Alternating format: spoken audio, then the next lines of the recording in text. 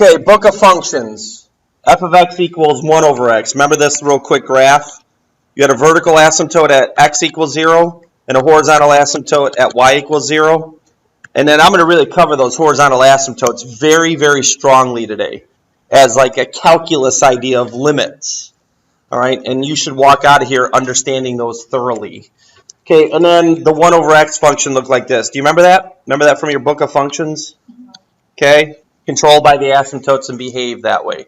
The reason I went to 12 last, I put those last in the CUDA software because, I remember the students got to be aware of the transformational notation of this parent function. And 1 through 10 is nothing like that, by the way.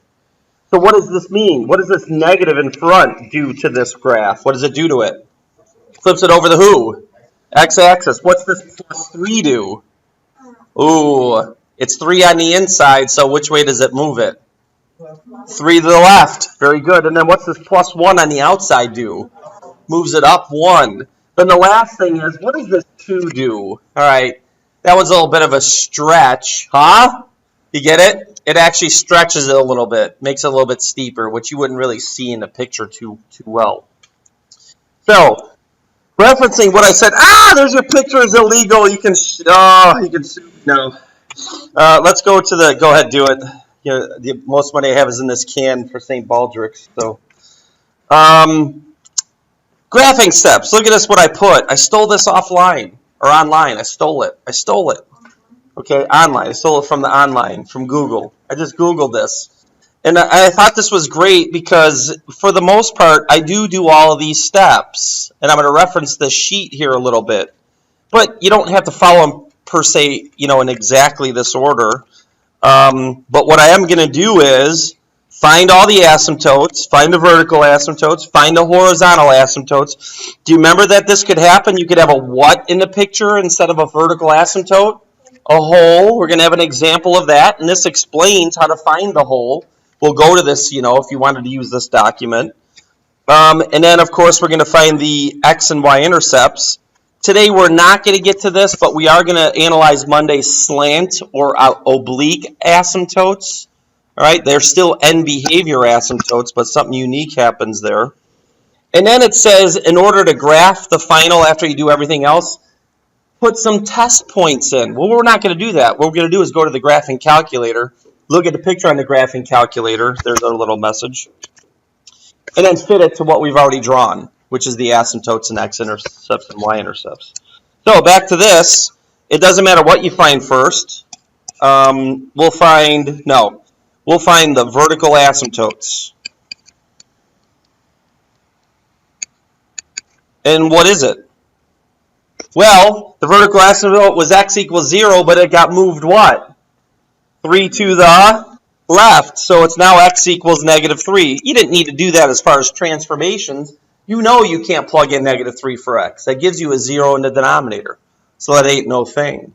But here's the other problem. What's the horizontal asymptote when it's in this transformational notation? You'll get marked wrong so quick your head will be spinning. It's y equals 1. Right? You got to make it a horizontal line equation. Right? And I can prove this. What happens when I plug in infinity? What's 2 over infinity? Come on. What's 2 over infinity? Really small. How small? So small it's what?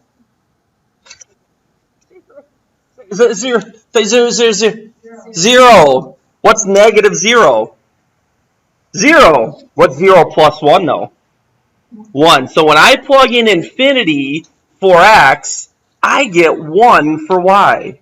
When I plug in negative infinity for x, everyone say what I get for y. 1. These are end behavior asymptotes. What happens when I plug in infinity and negative infinity?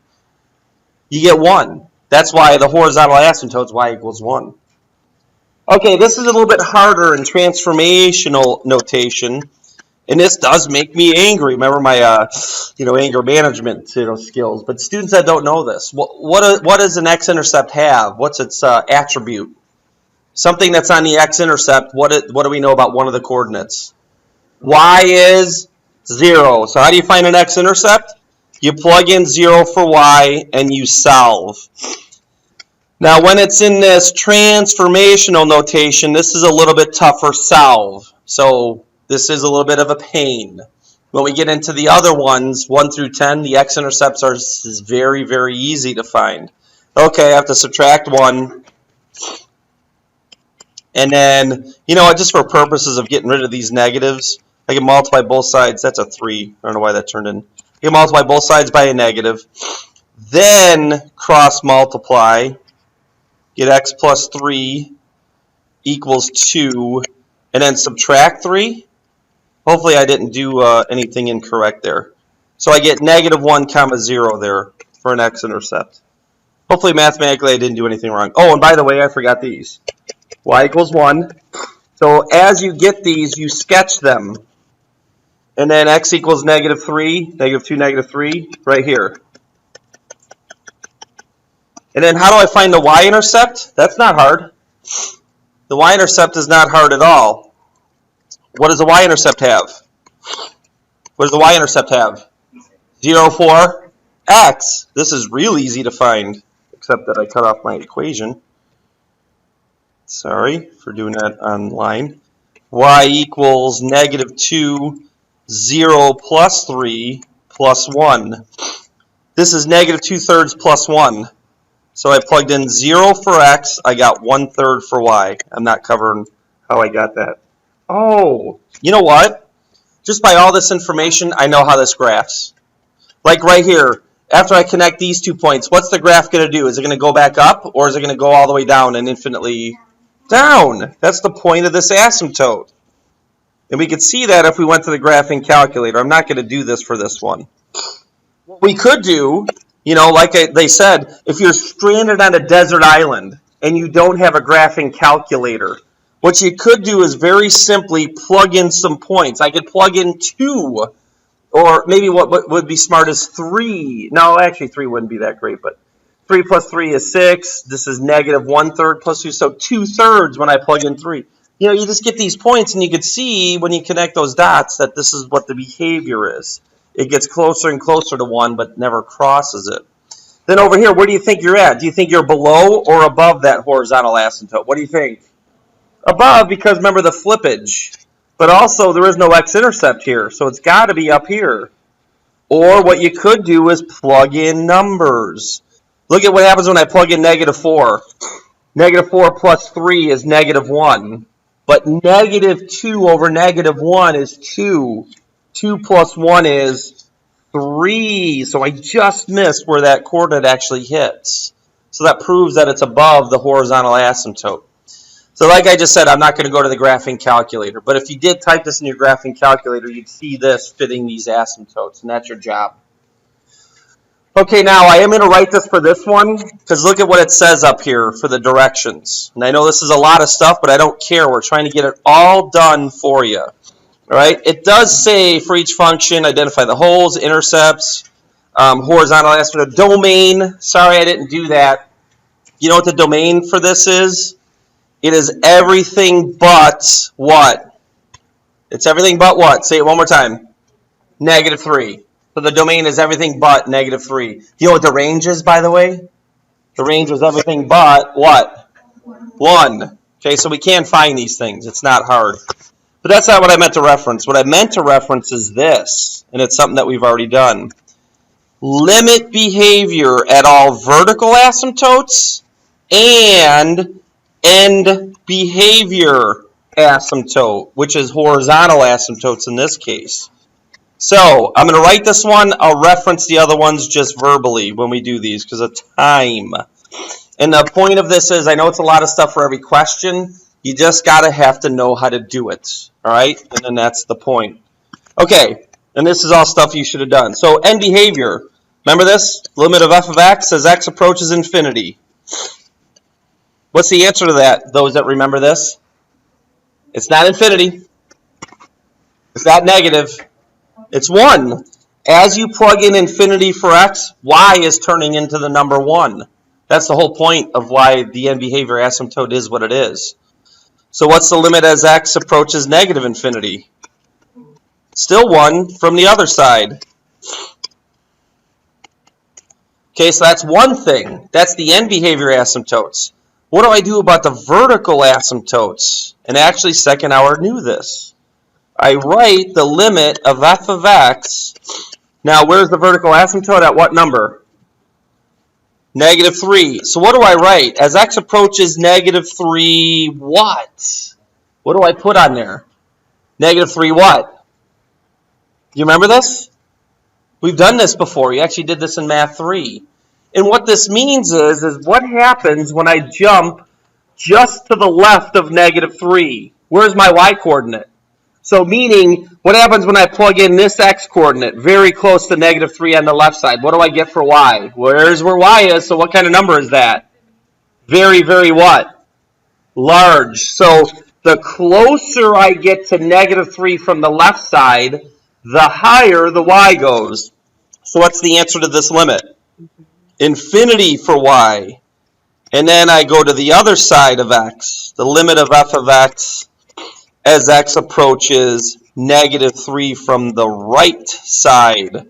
That means if I plug in this x-coordinate, zoom in on this. Oh, that's not the zoom in, that's the eraser. As I plug in negative 3 from the right side, this is where the y's go.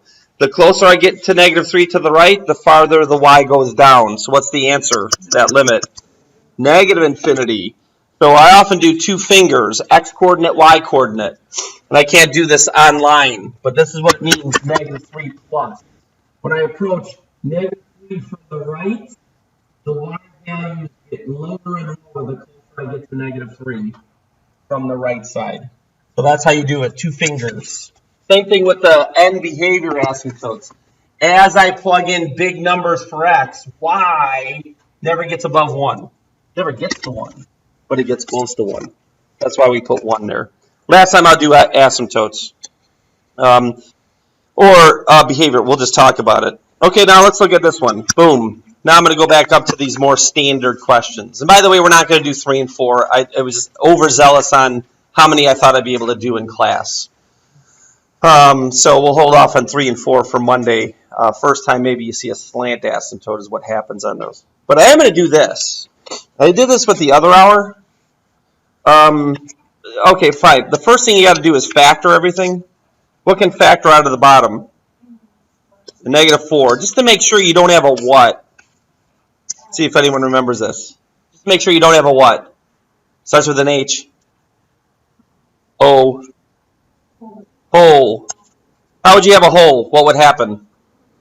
Those two would cancel. Okay, so I don't have a hole. All right? Now, vertical asymptotes, easy. I always find that first because it's the easiest. And there is no order to it. You don't have to find intercepts first. You can find asymptotes first. What's the vertical asymptote? Negative 3. So x equals negative 3. Now, I am going to reference this for horizontal asymptotes. And this is what I've always done, and actually I have old notes from CAT that I used. But it says the same thing, and it's all about the degree of the numerator and the degree of the denominator. And we've talked about this year because we've actually asked you about asymptotes. But I'm going to do this, I'm not going to call it calculus-wise, but there's another way you can analyze this. You could take this and all 4 individual terms and divide them all by x. This is mathematically the same thing, okay, dividing everything by x, just to see something. Because end behavior asymptotes are what happens when I plug in infinity and what happens when I plug in negative infinity. And this is a way to analyze these limits, one little mathematical trick. By the way, what's x over x? 1. What's negative 4x over x? Negative 4. Now we can analyze what happens when I plug in infinity into this expression. What's 1 over infinity become? Very small. So small it's actually what? 0. What's 12 over infinity become? So when I plug in infinity, wouldn't you agree that this is what the expression looks like? Right? This is how calculus students analyze these ideas of end behavior asymptotes. What does that expression become? What's 1 minus 0 over negative 4 minus 0? Negative 1/4. So this goes back to the rule for a horizontal asymptote. This is the reason why the end behavior is what it is. When the degrees are equal, the horizontal asymptote is equal to the number in front of those equal degrees, those coefficients in front. And that's the proof behind it. You know, and I thought I'd want to show you that just so you're not, you know, or this is what we've done. I've said, hey, what happens when you plug in 1,000,000? Don't you get 1,000,000 over negative 4,000,000, essentially, right? What's 1,000,000 over negative 4,000,000? Negative, no, actually it's negative 1/4. The million parts cancel all the zeros, right? So it's another way of looking at it, and that's how we've done that. Okay, so what we should do right now is graph both of these. X equals negative 3. Y equals negative 1/4, which is right below the x-axis. Do the best you can. And then now we can move on. All right, now I hope you understand what I just did there calculus-wise, even though it's not really a calculus concept. Our book does this at the end, the idea of analyzing those limits the way I just did. All right, and then, okay, so now x-intercepts. This is not hard. Watch what happens. What do we got for an x-intercept? What does an x-intercept have? 0, 4. Come on, guys. 0 for y. Now watch what happens with this. I'm going to do this once, and then we can treat this as an always.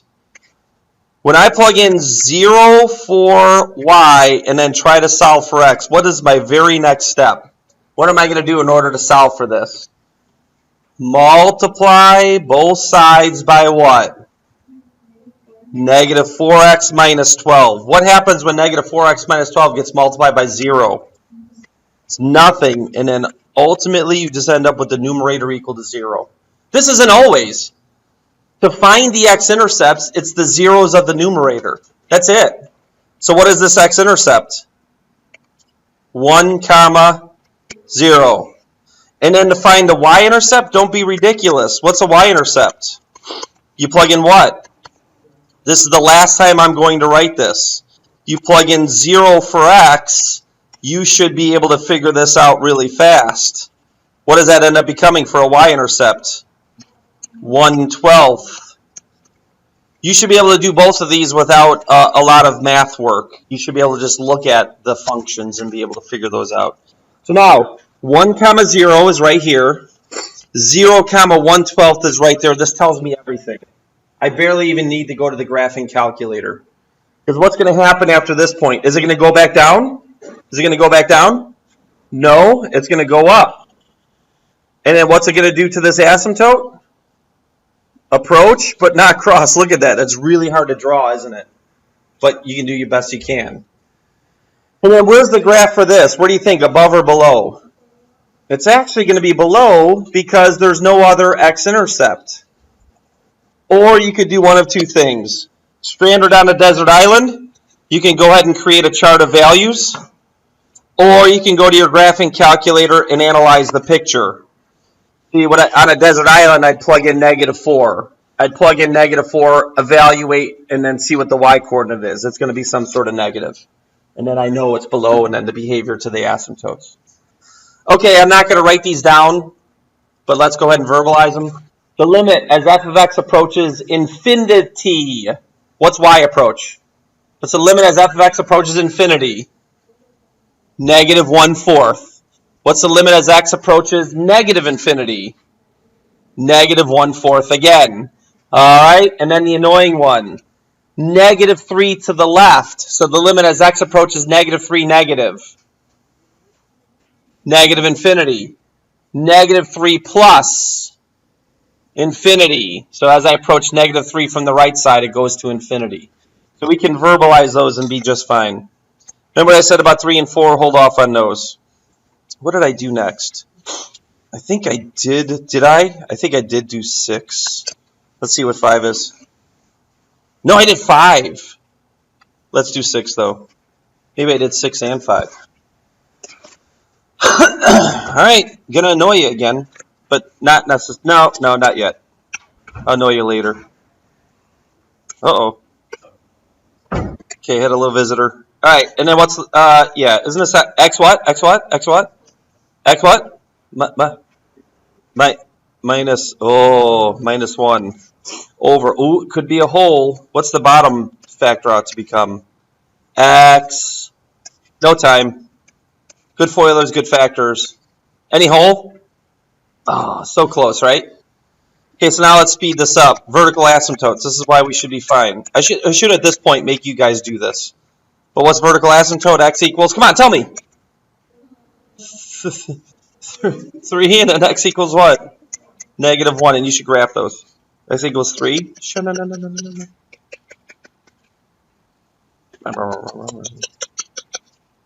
Alright.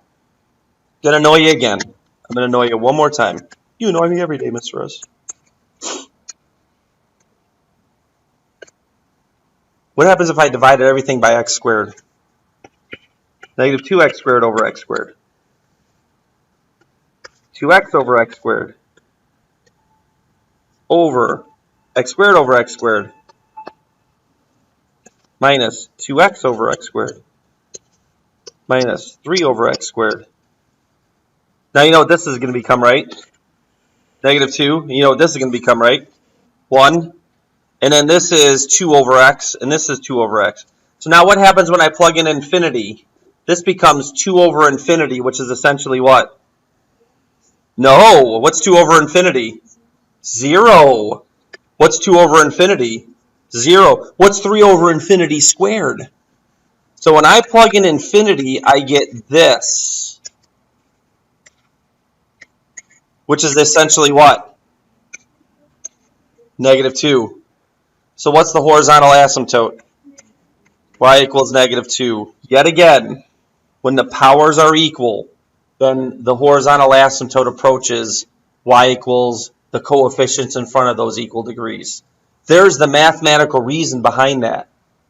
All right? I can't express that in any other way. And then the same thing would happen if I plugged in -infinity for x. You'd get the same essential number there. Okay, so I can't do any more for you on horizontal asymptotes. After the fact, it's a memorization situation, I guess. All right? Now, let's do this fast now. What's the x-intercepts? What's the x-intercepts? There is nothing that cancels, so one of the x-intercepts is what? It is 1, 0, the 0 of the numerator. But what's the other one? What's the other x-intercept? 0, 0.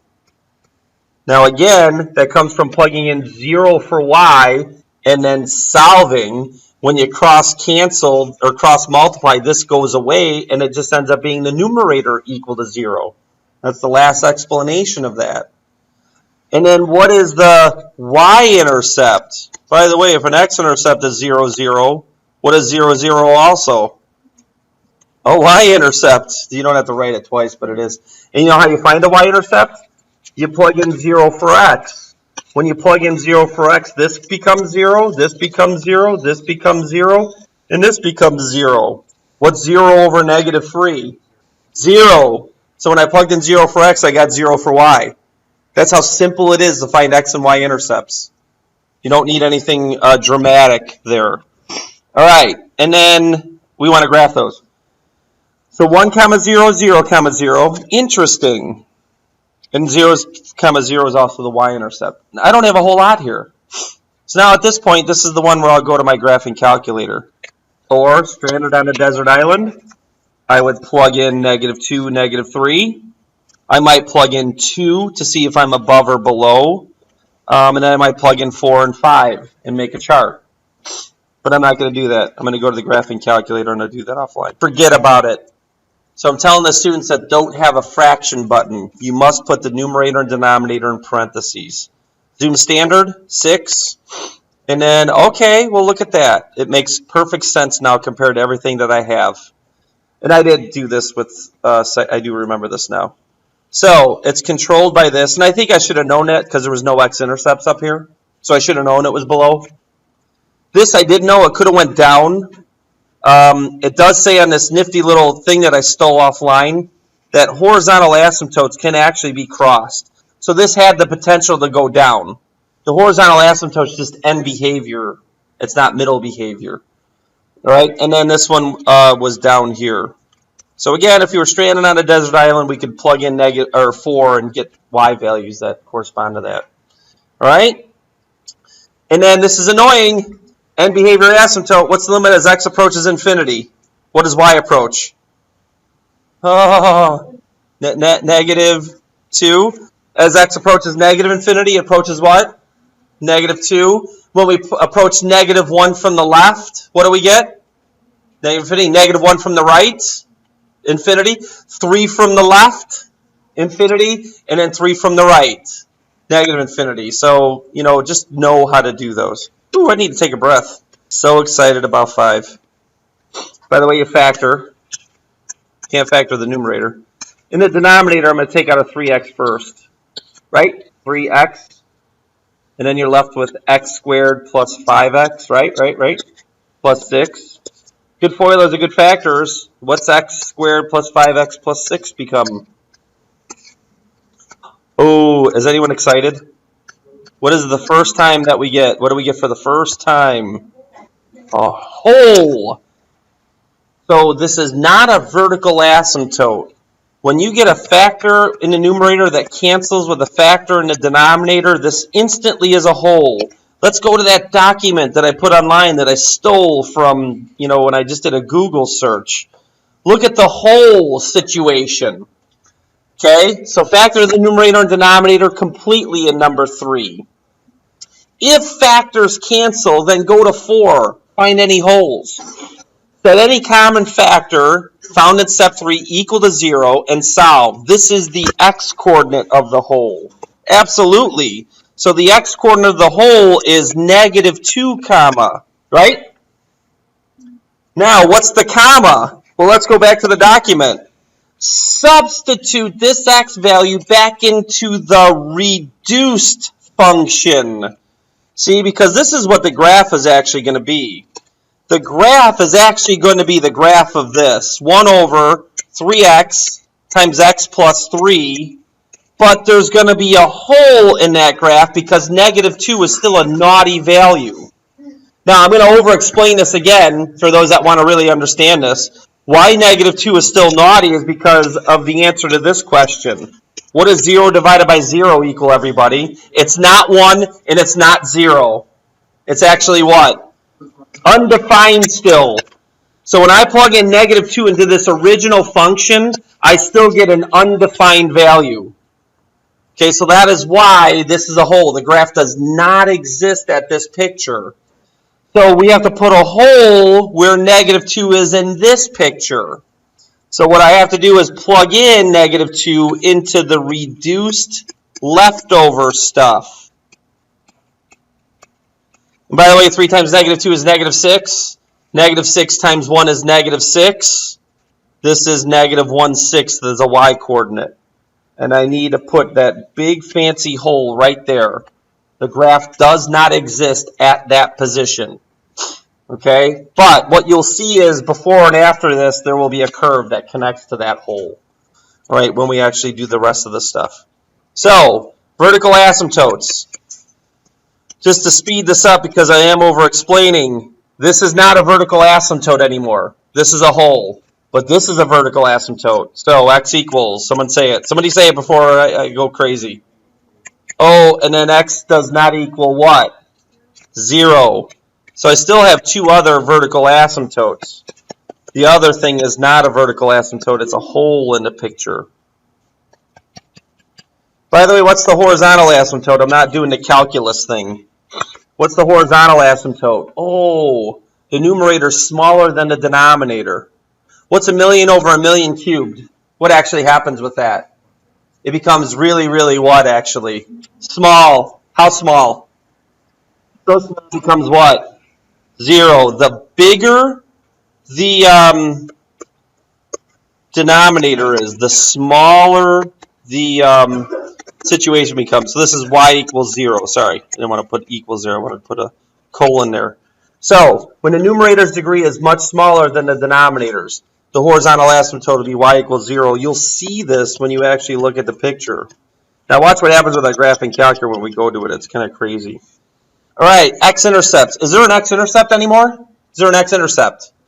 Heck no, no way. All right, so the x-intercept is the zeros of the numerator. There isn't one. And then what's the y-intercept? Okay, when I plug in 0 for x, I get an unknown value. So there's none. I have nothing to write about those. Okay, so I'm done there. So I don't have a whole lot. Again, stranded on a desert island, then we'd have to plug in points and create a chart of values. But we're not stranded on a desert island. So we're going to go ahead and plug that in. Okay, went old school again. Type this in, numerator parentheses, denominator parentheses, for those that still have old calculators. Zoom standard, watch what happens. I don't really see a whole lot, do I? That's kind of hard to analyze, isn't it? Right? So the first thing I did last hour was I did something, not nothing. So I zoomed in, and I just pressed enter. Okay, all right, now I see. I see right here, this is behaving like this, which is expected. And then when I go back to that picture, okay, I see that expected behavior. Oh, by the way, at -2, you know what, I didn't do this last hour, but let's look at that table. Oh, but never mind, my table set's a little weird. I want to go by ones, enter. Go by ones, enter. That's from probably another class that I was dealing with. Look at what it says at -2 and 0. Look at what it says at -2, though. What does it say there? Error, because I put in the original. I didn't put the new reduced function. And in the original, -2 comma is an error. But when you look at the graph, no. At -2, it looks like there's a point there. But there isn't. There's an error there. So there's a hole, but the graphing calculator is not allowed to show it. It really can't show it. So this is doing this. Now what I need to do is maybe move over my graph, because I want to see, like, what is it doing at the. So I move the X window to -5 to the left. Ah, okay. Now I see enough. Boom, boom, boom, boom. So it requires a little manipulation on your part on the graphing calculator in order to see the behavior of the picture. And then you're done. Okay, and that's it. So we had to do a little bit extra on that one to find what the picture looked like if I'm going to let you use your graphing calculator in order to find that stuff. Okay, now I'm done. I know that was a mouthful, but I think this is all stuff you